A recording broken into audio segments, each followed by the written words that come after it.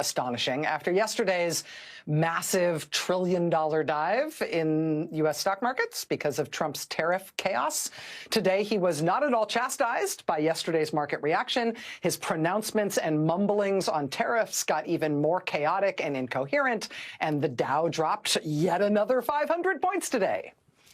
And then at the end of the day today, after 2 days of that, Republicans in Congress did something truly amazing. Republicans are facing this political situation now, right, where the markets are tanking. Economists are forecasting a Trump recession. Literally, he inherited an economy that was the envy of the world. And in less than 2 months, Wall Street's in a tailspin, and economists are upping their predictions of a U.S. recession by double digits per day. So Republicans are facing a political situation in which their party appears to be doing this, right? The U.S. economy looks like it's being destroyed for fun by Donald Trump because someone once told this guy a thing he didn't understand about tariffs. And so now he's doing this, and real people are feeling the pain. But here's the thing. The way Trump is able to put these tariffs on, off, up, down, postponed, exceptions, no exceptions, on, off, the reason he's able to change these ruinous policies as quickly as he can pronounce them is because he declared an economic emergency that gives him the power to unilaterally declare these tariffs. That kind of emergency, though, it also has kind of an eject button. When you declare that kind of emergency, Congress also gets the power to call the emergency off, to stop the president from doing this. So Congress could just vote and declare this so-called emergency to be over, and then Trump would no longer have the power to single-handedly destroy the U.S. economy in the way that he has been. So because of that, because Congress has the power to call off the emergency, taking away Trump's tariff power, Democrats in Congress planned to make Congress vote on that exact thing. They planned to force a vote. So Republicans, who mostly say they don't like tariffs, Republicans would be forced to either go along with the tariffs anyway, because Trump is doing them, or they'd cast their vote to stop Trump from doing these tariffs. What would Republicans do confronted with the need to make up their mind on a vote like that, right? How would they deal with not just the prospect of opposing Trump, which inherently makes them cry and hide immediately, but then on the other side of it, the other side of that vote is this very real pain and loss of money, and, you know, they and their constituents and the businesses in their district are all feeling and facing. It's real. So Republicans in Congress have the power to stop Trump from doing what he's doing on tariffs. What will they do with that power? The Democrats are going to force them to take a vote on this. What are they going to do with that power? Headline: Republicans quietly cede power to cancel Trump's tariffs, avoiding a tough vote. Cede power. They literally had the power to stop Trump from doing something that is hurting the country materially every single day. They have the power to stop him from what he's doing. And so what did they decide to do with that power? They decided to give that power away so they no longer have that power, so they don't have to decide what to do with it. Quote, House Democrats had planned to force a vote on resolutions to end the tariffs on Mexico and Canada, a move allowed under the National Emergencies Act, which provides a mechanism for Congress to terminate an emergency like the one Trump declared when he imposed the tariffs on February 1st. That would have forced Republicans, many of whom are opposed to tariffs as a matter of principle, to go on the record on the issue at the time when Trump's commitment to tariffs has spooked the financial markets and spiked concerns of reigniting inflation. But Republican leaders today, on Tuesday, slipped language into a procedural measure that would prevent any such resolution to end the tariffs from receiving any vote this year. They're literally ceding their power, giving it up. We don't want that power. And it gets better. In order to give up their power, in order to save themselves from the terrible dilemma of whether or not to cast a recorded vote on whether or not Trump should be allowed to keep hurting the country on purpose, in order to avoid having to cast a vote on that, Republicans had to figure out some way out of this trap. They had to come up with some way out of the provisions of this national emergency law. I mean, the national emergency law says Congress can end the emergency. He declared a national emergency in order to give himself the ability to proclaim these tariffs. The national emergency law says if a resolution to end the emergency is introduced in Congress, Congress must consider that. They have to start the process of voting on it within 15 days. So now we know Democrats are introducing that resolution. That starts the clock ticking. That means Congress is going to have to vote on this 15 days, tick-tock. In order to get around that binding requirement in the law, what did Republicans do?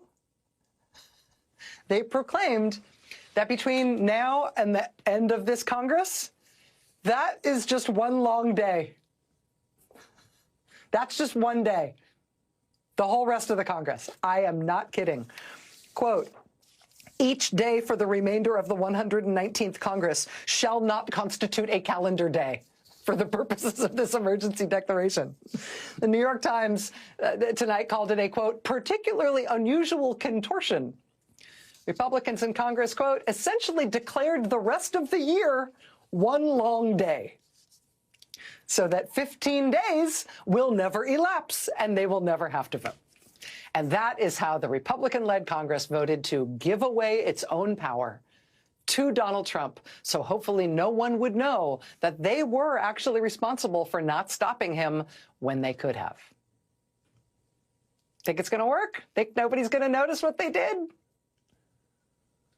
I mean, with what Trump is doing right now, whatever happens to the markets and to your retirement account and to prices in the stores and the weakening of the dollar and failing small businesses where you live and failing large businesses the longer this goes on, I mean, just remember, Republican members of Congress had the power, very simply, to stop him from doing this. And they explicitly gave that power away so they wouldn't have to do it. Courage. One of the places where Trump is getting stopped every day, and now with increasing frequency, is in the courts. You might remember one of the very first court challenges to Trump that we covered here on this show in recent weeks. One of the very first people who Trump tried to fire, and she challenged it in court saying, you don't have the legal right to fire me. I don't work for you. I'm taking you to court. One of those first early cases, you might remember from the show, was Gwynne Wilcox. She's a member of the National Labor Relations Board. And Trump announced right away, as soon as he was sworn in, that he was firing her from the National Labor Relations Board. And she said, oh, no, you aren't. You do not have that right. She immediately took him to court.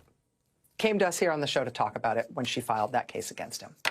Well, that case just a few days ago became one of the many court cases that Donald Trump has lost, and that the people challenging him have won. And in the case of Gwynne Wilcox, that led to Gwynne Wilcox going back to work yesterday in Washington at the headquarters of the National Labor Relations Board, where she has been reinstated because she fought him and she won. And when she got reinstated and she went back to work yesterday, the whole dang office came out to cheer for her and clap and celebrate that she beat Trump and she's therefore back at work, and that agency is therefore back at work.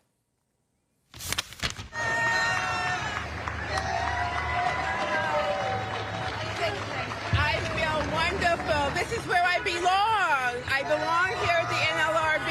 I am so happy to be here.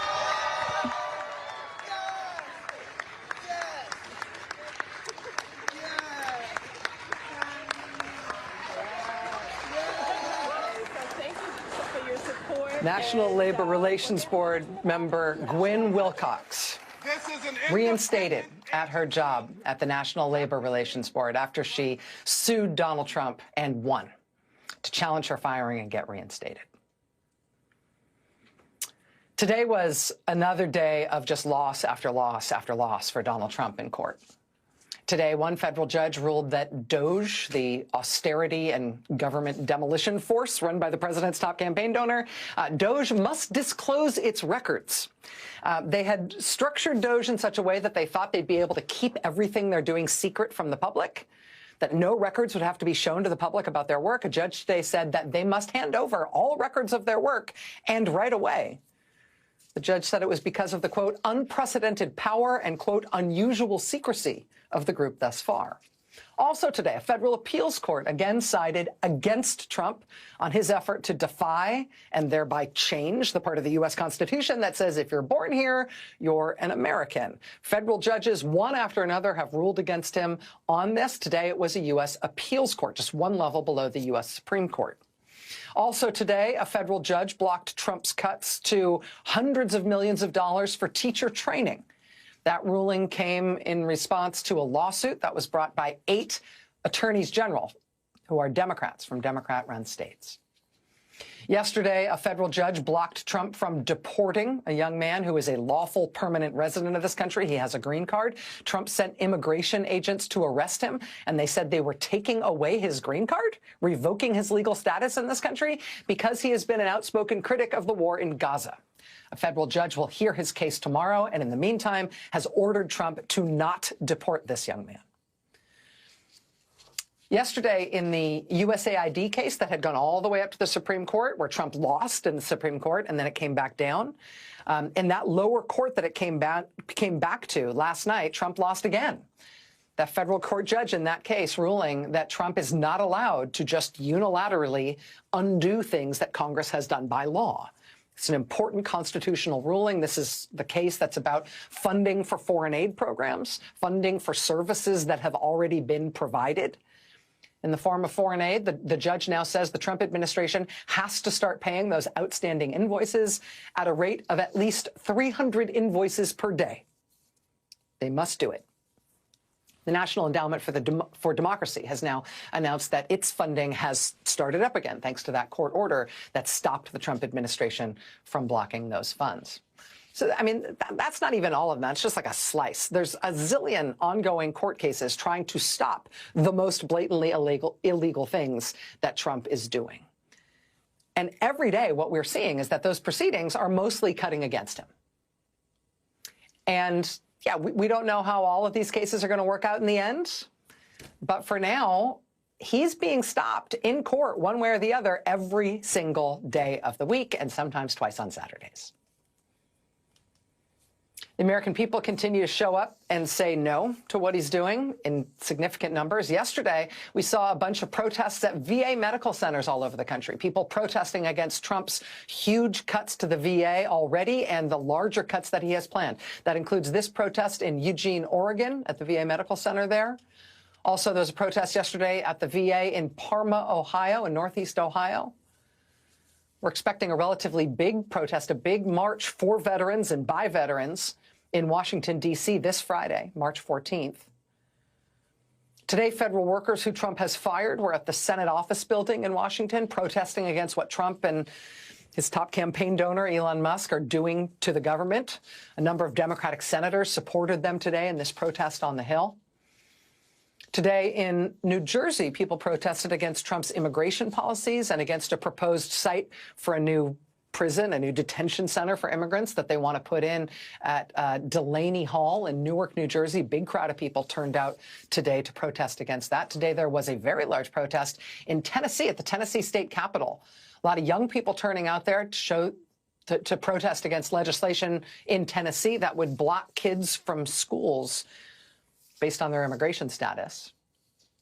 We continue to see ongoing protests in Republican congressional districts, like this one in Salisbury Township in Lehigh County, Pennsylvania, where constituents of Republican Congressman Ryan McKenzie are demanding, in this case protesting outside his office, demanding that Congressman McKenzie meet with his constituents, that he come back to his district and hold a town hall with them. So far, he is refusing to do so.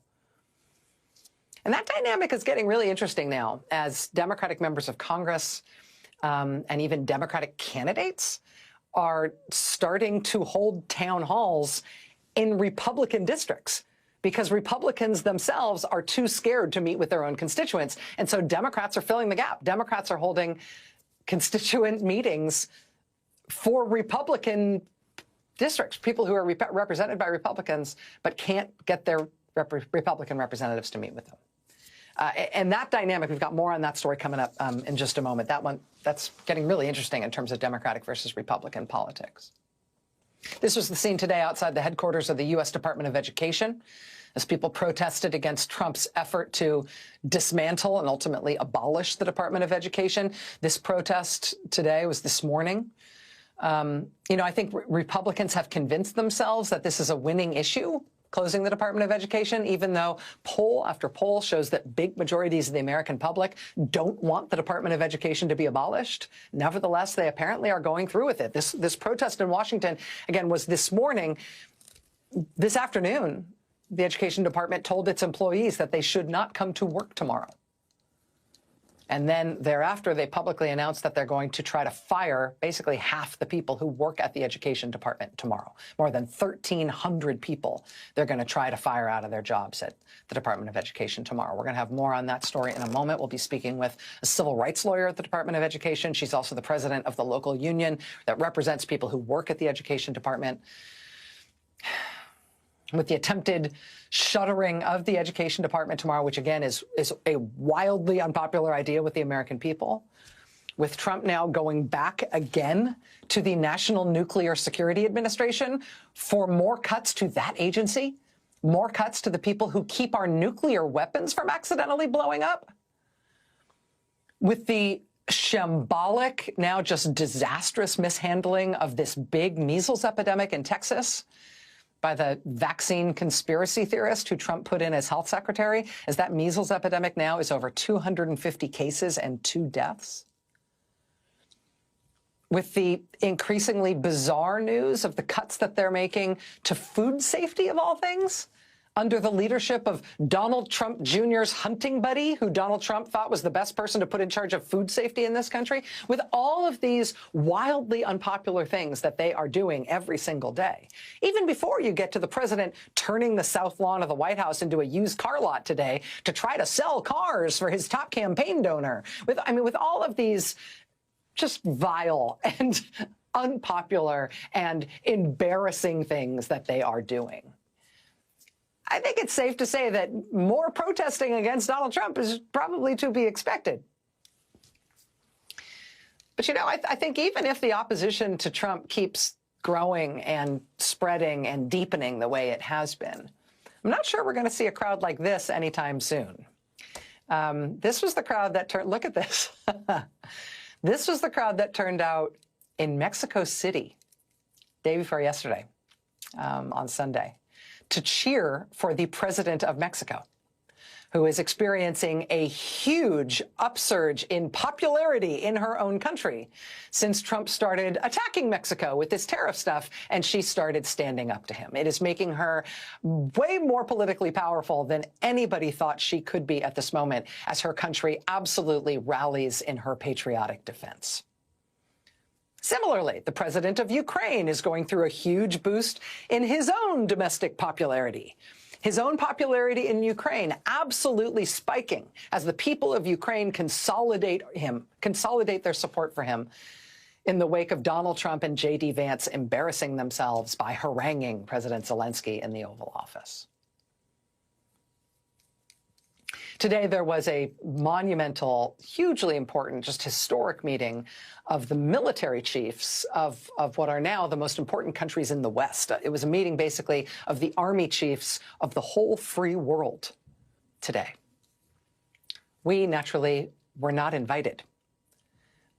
This is the lead from Reuters about that meeting today. Quote, more than 30 army chiefs among Washington's closest allies met in Paris today without their U.S. counterparts, seeking to take on more responsibility over the Ukraine war, given President Donald Trump's unpredictability and rapprochement with Moscow. The closed-door gathering of 34 army chiefs, including NATO alliance and EU members, as well as Japan and Australia, was a rare and possibly unprecedented convening without the United States. The free world is still standing up for Ukraine. They are just doing it now without us. Today in Saudi Arabia, the Trump administration announced a plan for a ceasefire in Russia's war in Ukraine. Secretary of State Marco Rubio meeting for some reason in Saudi Arabia. I don't know. Secretary of State Marco Rubio said this plan is all good to go as far as he's concerned. He just has to go run it by Russia now. Sit tight here for a second. I got to go check with my manager. I'm sure it'll all be fine. Apparently, the way the Trump administration is running their deal by the big guy, running the deal by the boss, is that they're sending Donald Trump's real estate friend, Steve Witkoff, to go meet personally in Russia with Vladimir Putin to get his okay, to run the whole end the war plan by Putin. Steve's going to do it. Steve's great. You know, I mean, Steve's a real estate guy. So I'm sure it's going to go great. I mean, if there's anybody who has consistently proven themselves to be really savvy, really on top of things, really unfoolable when it comes to the Russians, it's these New York real estate guys, right? Am I right? They're so savvy. They never get fooled. So I'm sure this will all be fine. They never get played. They're so savvy. Those Russians will never know what hit them. Nice tie. You like my tie? Das Vidanya. In politics, a long line of people usually means a long line of voters waiting to cast a ballot. But this long line, this is constituents who are actually waiting their turn to speak to one person. They're waiting in line to try to speak to their member of Congress, who is Republican Kevin Kiley. They are waiting in line in Congressman Kiley's office in Nevada City, California, so they can each, one by one, ask him to please hold a town hall with them. We haven't seen him in person. We have so many things, so many issues. Of course, the economy, Social Security, the environment, veterans' concerns, education, the Department of Education, the tariffs. ABC 10 asked Kiley if he plans to have a town hall anytime soon. He says because his district is so large, teletown halls have been more convenient for him and his constituents, and that one is in the works. So I think we have our next one scheduled pretty soon, within the next week or two, something like that. We'll do them with them once a month or something like that through the rest of this year. But Kiley's congressional website shows there are no scheduled upcoming teletown halls or in-person meetings. ABC 10 reached out to his office to get a comment regarding town hall meetings and a response to the criticism, but his spokesperson did not provide an update. I'm sure we've got one scheduled. I'm sure it's, don't look at my website. Can we schedule something? Don't schedule something.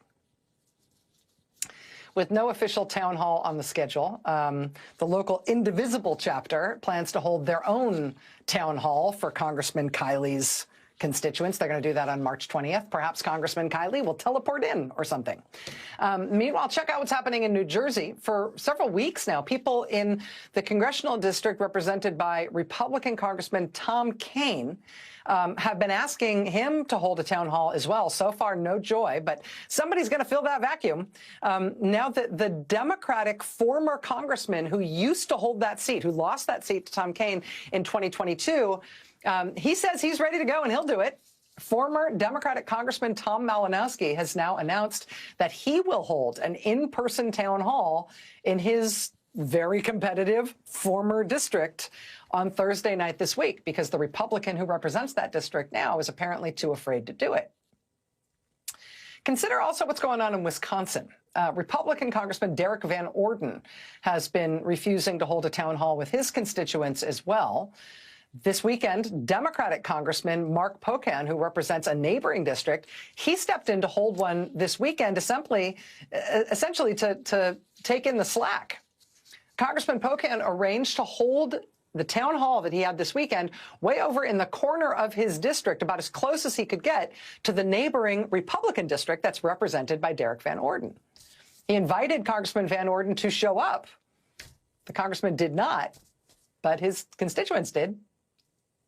Karen and Mark Essex live in Van Orden's district and say that they're upset at the representative for not being transparent with them. He doesn't do any town halls, and very disappointed in that. He's not listening to us. He's not representing us. He didn't show up, and he's unwilling to talk about the basic issues that we have. The local news station WKOW wrote up the event like this, quote, "In a town with just over 1,000 residents, hundreds of people packed the Village of Belmont's community building Saturday. The building was filled to capacity, with people even waiting outside and peeking through the windows to hear Congressman Mark Pocan." Congressman Pocan may have inspired more than a huge turnout in that corner of his district. Today, the Democrat who narrowly lost to Republican Congressman Derek Van Orden, today she announced that she's going to go up against him again this November. Rebecca Cook is her name. Congressman Mark Pocan put it this morning, quote, "I think Derek Van Orden's morning just got bad."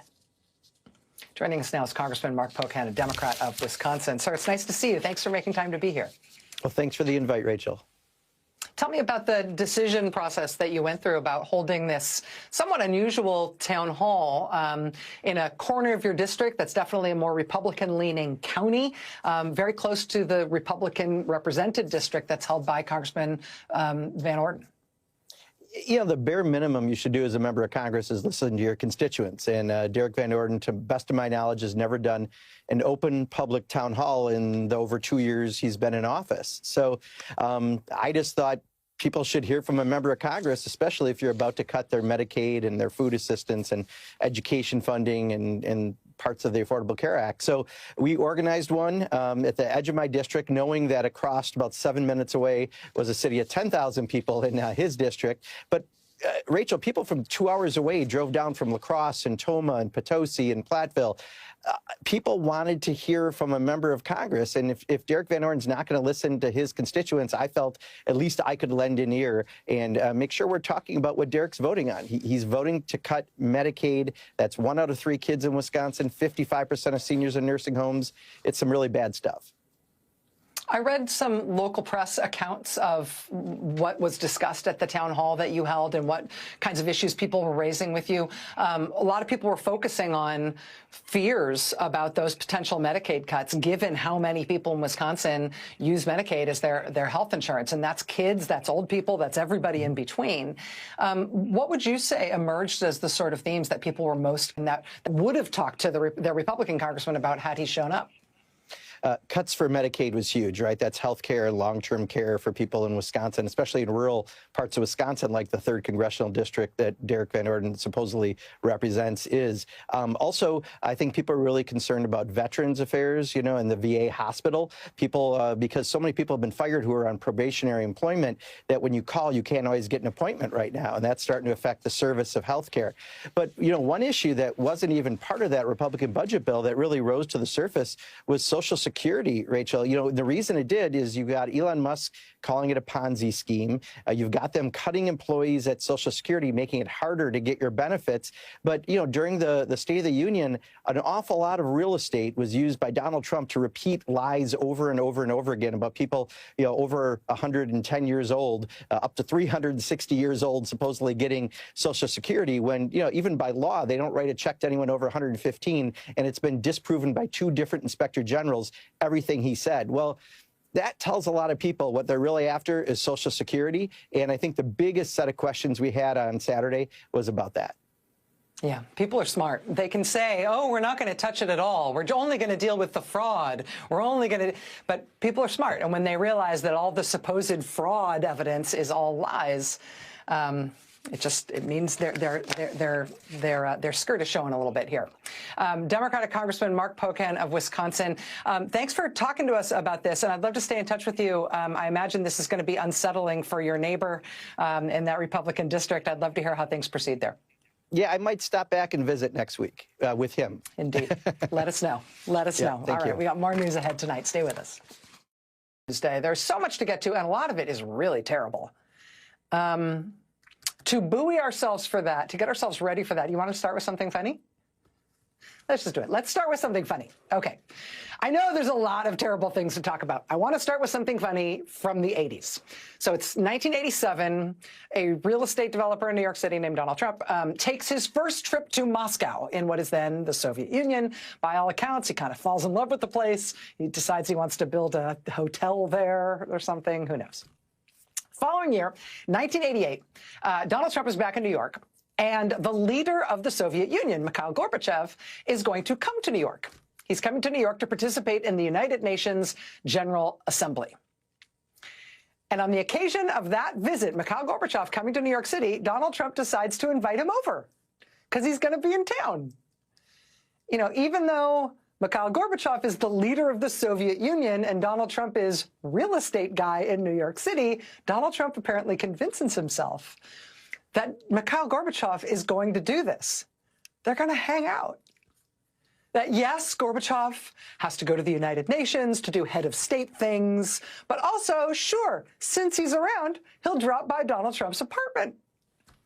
Donald Trump is so convinced of this that when a Mikhail Gorbachev impersonator comes to Trump Tower to make fun of the whole situation, Donald Trump himself comes out of Trump Tower onto the sidewalk and greets the Mikhail Gorbachev impersonator as if he is the real Gorbachev, who's really there to come see him, the real leader of the Soviet Union.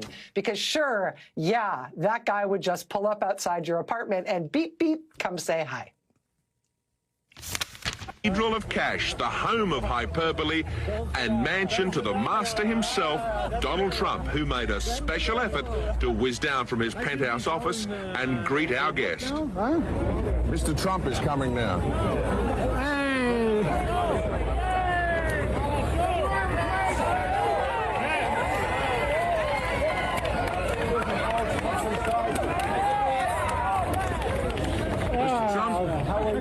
Great honor. He's just come down very briefly. We were on our way. He wanted a couple of minutes. I like your tie. Right color. Great honor. Thank you. I hope we didn't disturb your schedule. No, it was beautiful, and I heard, and I couldn't have been happier. Very good. I couldn't have been happier.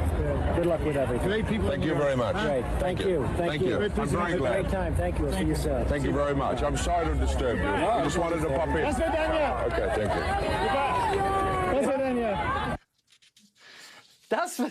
That's Vidania. Hey, hey. I like your tie. Oh, you like my tie? Spasibo, spasibo. Hey, hey. So there you have it. That is a thing that happened. Lest any